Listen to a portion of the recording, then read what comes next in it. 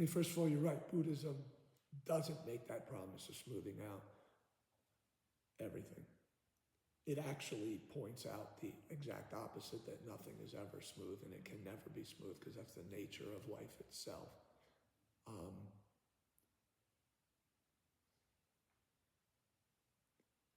First of all, I think we need to change our definition to the self of when do things suck, when do they don't suck, when are things good, when are things bad. Things are bumpy, but I can be smooth. There was a teacher in the 60s, and he would do public talks, but he had a poster of himself surfing. And the caption was, "You can't stop the waves, but you can learn to surf them." So, yeah, we can't change the nature of life.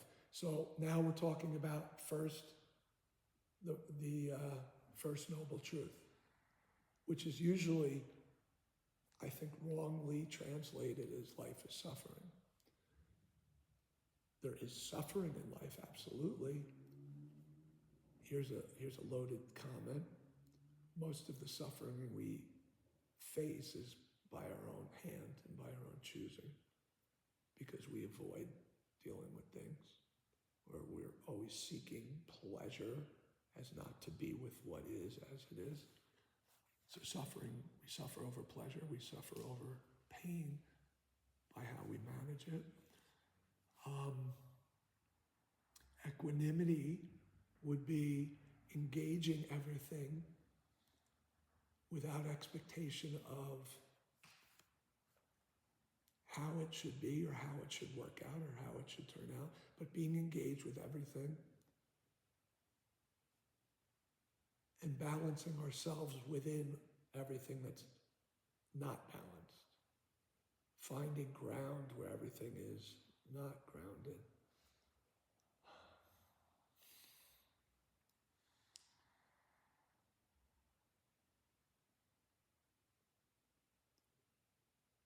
It's all about changing our relationship to how life is and changing our harmful conditioned thinking about how life is and changing our habitual, unskillful reactivity to how life is.